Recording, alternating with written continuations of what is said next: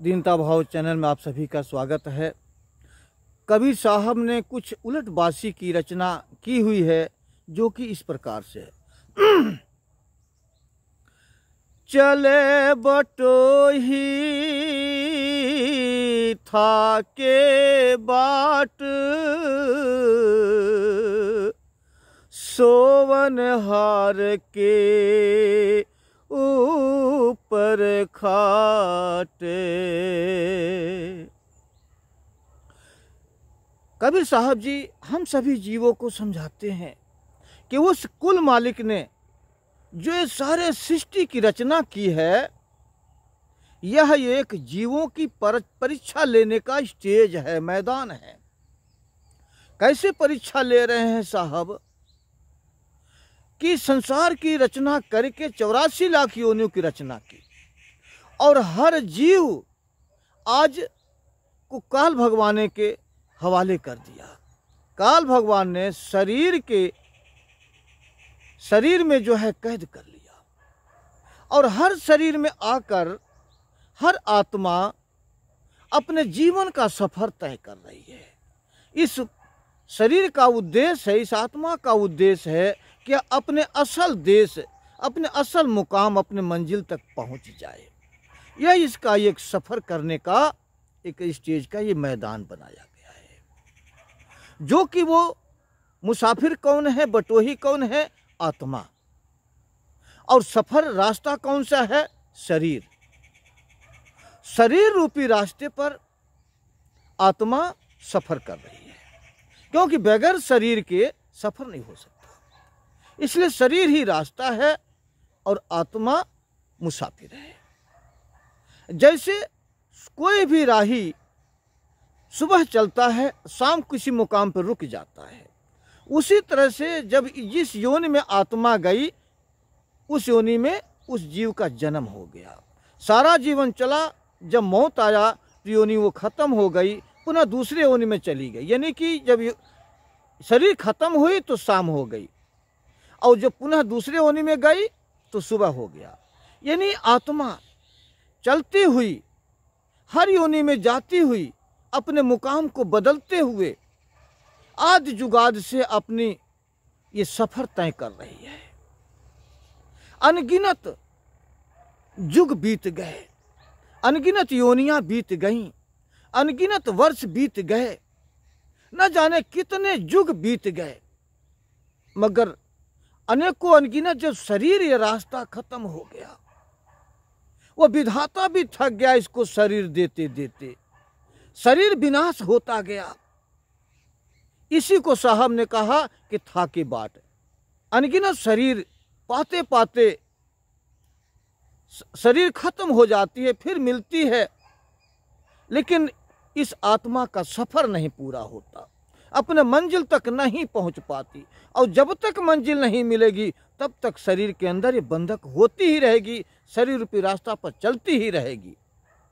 इसलिए साहब ने लिखा कि चले बटोही था के बाट। बार बार शरीर को मिलना, जन्म लेना, मरण होना, ये रास्ता कहा कि शरीर भी थक गया। इस शरीर मनुष्य आत्मा को शरीर देते देते, रास्ता देते देते, मगर इसका सफर पूरा नहीं हुआ। क्यों पूरा नहीं हुआ? कि कबीर साहब ने बड़ा एक शब्द में समझाया कि चलते चलते पग थका, ग्रह रहा नव कोस, बीच ही में डेरा दिया, कहा कौन का दोष। साहब यही बात लिख रहे हैं कि इसका सफर तो पूरा हो जाए।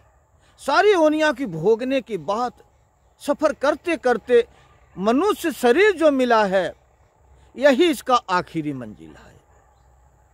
हमारे सफर का एड़ी के तलवे से लेकर सिर की चोटी तक हमारा सफर है, मगर हमने क्या काम किया कि हृदय रूपी मुकाम में हम आकर बैठ गए।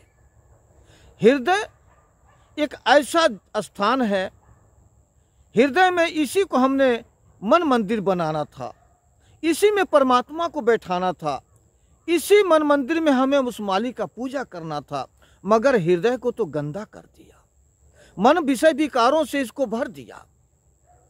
और मन आत्मा का निवास हृदय पर ही है, मन का भी निवास हृदय पर ही है। आत्मा का तो निवास हृदय से लेकर 10वें द्वार तक है, मगर आत्मा गंदी हो गई। मन जो इंद्रियों को भोग पूरा करने में लगा है, सारी इंद्रियां मन से भोग मांगती हैं और इंद्रियां का भोग मन पूरा करता है, जो कि आत्मा उस ताकत बुद्धि देकर इंद्रियों को भोग को पूरा करवाती है। इसी भोगों को पूरा करते करते सारा जीवन बीत जाता है और सारी दुनिया हमारी खत्म भी हो गई यही करते करते। मगर हम इन भ्रम में मन माया के चक्कर में फंसकर हम सद्गुरु को भूल गए, क्योंकि यही शरीर सद्गुरु के ज्ञान के द्वारा हमें रूहानी सफर करना था, अपने देश निज धाम सतलोक पहुंचना था। मगर मन माया के चलते हम मालिक की तरफ से सो गए। इसी को साहब ने कहा कि सोवनहार जो मालिक की तरफ से सोया हुआ है, मालिक को याद नहीं करता, मालिक के शरण में जाने की कोशिश नहीं करता, मालिक के सुमरन भजन बंदगी नहीं करता, सिर्फ माया में ही उलझा हुआ जीव यही मालिक की तरफ से सोया हुआ है। यानी आत्मा आज सोवनहार हो गई। आत्मा के ऊपर खाट कैसे है? खाट क्या है? मन और माया रूपी बुना हुआ संसार का जाल, यही खाट है। मन माया से जो बुना है काल भगवान ने, जाल जो बिना हुआ है, जीव को फंसाने का जो यंत्र बुना हुआ है मन माया, वही खाट है। इस शरीर में गुरु का ज्ञान लेकर मन और माया रूपी खाट पर बैठकर इन्हीं को हमें अंतर बनाना था, इन्हीं के द्वारा हमें उस युक्ति और कर्म में लगना था। मगर हम उसका विपरीत उल्टा हम चल रहे हैं कि मन को जो हमें साधन बनाना था, गुरु हमें सद्गुरु को गुरु मानना था, मगर सद्गुरु के तो हम किनारे नहीं गए, संतों महात्माओं को तो किनारे नहीं गए, उनको तो हम दर्शन करना या उनके ज्ञान सुनना, उनके साथ बैठना हमने कुछ किया ही नहीं। हमने मन को ही गुरु मान लिया और जो माया है संसार की उससे मन की शक्ति मान ली। क्योंकि रुपया पैसा रहता है तो हम संसार के कोई भी पदार्थ का सुख ले लेते हैं, इसलिए माया को शक्ति मान लिया और मन को गुरु मान लिया और मन माया को श्रेष्ठ मानकर इसी के हम पुजारी बन गए। गुरु मान करके मन की पूजा कर रहे हैं, मन के कहे चल रहे हैं और माया को हम दौलत मानकर, शक्ति मानकर उसकी पूजा कर रहे हैं। तो माया को पूजा करने वाला, मन को गुरु मानने वाला जीव वो सफर कहाँ पूरा कर पाएगा? उसे तो बार बार चक्कर में, आवागमन चक्कर में फंसना ही फंसना है। इसलिए मन माया हमसे ऊपर उठ गई, हमसे ऊपर आत्मा ताकतवर रहते हुए, ज्ञान विवेक रहते हुए, चेतन रहते हुए भी आज माया और मन के खाट रूपी पहाड़ के नीचे आत्मा दबी हुई है। नीचे उसके दब करके और माया, मन माया की पुजारी बन करके इसी संसार के पदार्थों में लिप्त होकर अपने जीवन को बर्बाद करके चली गई। इसलिए साहब ने लिखा कि चलते चलते पग थका, ग्रह रहा 9 कोस, बीच ही में डेरा दिया, कहो कौन का दोष। किसी दूसरे गलती नहीं है, ये हमारी ही गलती है। इसलिए साहब जो लिख रहे हैं, हमें जो उल्टा लग रहा है कि चले बटोही थाके बाट, सोवन वार के ऊपर खाट। सही बात है, साहब तो सही लिखे हैं, सीधा लिखे हैं, लेकिन हमें उल्टा लग रहा है। इसलिए लोगों ने, संतों ने इसे उलटबासी कहा।